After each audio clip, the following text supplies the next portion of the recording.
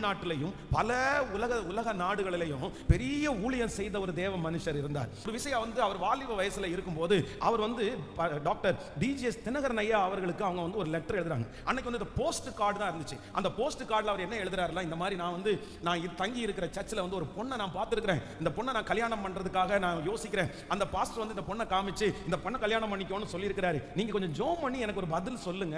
நான் அந்த பொண்ணை திருமணம் பண்ணலாமா வேண்டாமா அப்படின்னா அவர் டிஜிஎஸ் தினகரன் ஐயாவுக்கு எழுதி அனுப்புறாரு. டிஜிஎஸ் தினகரன் ஐயாவுக்கு அந்த வாலிபரை ரொம்ப நல்லாவே அவருக்கு தெரியும். உடனே நம்ம பையனாச்சே அப்படின்னு சொல்லிட்டு அந்த கார்டை எடுத்து வச்சு ஜோம் பண்ணி உடனே அவர் ஜோம் பண்ற அன்னைக்கு என்ன தோணுது அப்படின்னா, ஜோம் பண்ணிட்டு இருக்கும்போது அவருக்கு அவருடைய கண்ணுக்கு முன்னாடி ஒரு சவப்பெட்டி தெரிகிறது மாதிரி தெரியுது. உடனே அவர் இல்லப்பா நான் இது ஜோம் பண்ணும்போது சரியா நான் படல, அதனால இதை கொஞ்சம் ஸ்கிப் பண்ணிட்டு நம்ம அடுத்து கொஞ்சம் பார்ப்போம் அப்படின்னு சொல்லி அந்த கார்டுல அவர் எழுதி அனுப்புறாரு. அந்த கார்டு வந்த அட்ரஸ்க்கு அனுப்புறாரு.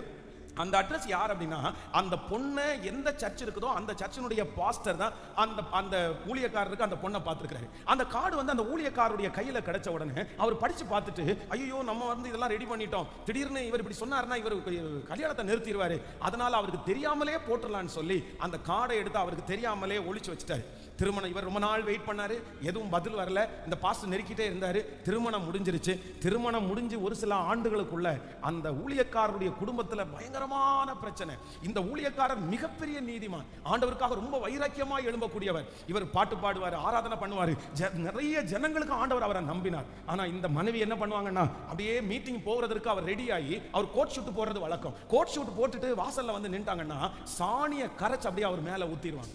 திரும்ப அவர் போய் திரும்பி குளிச்சுட்டு திரும்ப அவர் ஊழியத்துக்கு போகணும். நைட்டு கொஞ்சம் லேட்டா வந்தாருன்னு சொன்னா அவங்க வீட்டினுடைய கதவை திறக்க மாட்டாங்க. அந்த வீட்டுக்கு வெளியில குளிர்ல பல நாட்கள் அந்த மாதிரி குளிர்லயே அவர் அந்த மாதிரி தன்னுடைய வாழ்க்கையை ஒரு நாள் ரொம்ப வருத்தத்தோட ஜெபம் பண்ணாராம். ஆண்டவரே எனக்கு ஏன் இந்த காரியத்தை அனுமதிச்சீங்க? நான் என்ன தப்பு பண்ணினேன்? நான் என்ன ஒண்ணுமே நான் செய்யலையே, நானா தேடி போகலையே, உங்க சித்தத்திற்காக நான் வெயிட் பண்ணனே, எனக்கு எப்படி நீங்க இப்படி அனுமதிக்கலாம்? அப்ப ஆண்டவர் என்ன சொன்னாராமா, நீ இதை குறித்து நீ எந்த கேள்வியும் என்னிடத்துல நீ கேட்க வேண்டாம். நீ ஒண்ணு பண்ணு, நீ இதன் மத்தியில கர்த்தருக்காக நீ ஊழியம் செய். உன்னுடைய ஓட்டத்தை யாரும் தடுக்க முடியாது, இந்த பிரச்சனை தடுக்க முடியாது. நீ ஏற்றுக்கொள், அதுதான் உனக்கு மனைவி. நீ உடன்படிக்கை பண்ணிட்ட, தேவ சமூகத்துல உடன்படிக்கை பண்ணிட்ட. உடனே அந்த மனைவி உடன்படிக்கை பண்ணின அந்த மனைவியை குறித்து மனசுல ஒரு தீர்மானம் எடுத்தாராம். இனி என்ன நடந்தாலும், இனி என்ன பிரச்சனை வந்தாலும் இந்த மனைவியை நான் விட்டுட்டு போகிறதில்லை அப்படின்னு சொல்லி அதை மனதார ஏற்றுக்கொண்டு அவ்வளவு நெருக்கத்தின் மத்தியிலே மரணம் வரைக்கும் அத்தனை பிரச்சனை வந்த போதிலும் அவருடைய பேரை சொன்னா உங்களுக்கு தெரியும், அந்த அளவிற்கு ஆயிரக்கணக்கான ஜனங்களை ரட்சிப்புக்குள்ள நடத்தி ஞான ஸ்நான ஆராதனை நடத்தி அநேக ஊழியக்காரர்களை எழுப்பி இன்றைக்கு ஒரு மிகப்பெரிய தேவனுடைய ஊழியனாய் இறந்து கர்த்தருடைய சமூகத்தில் கடந்து போயிருக்கிறார்.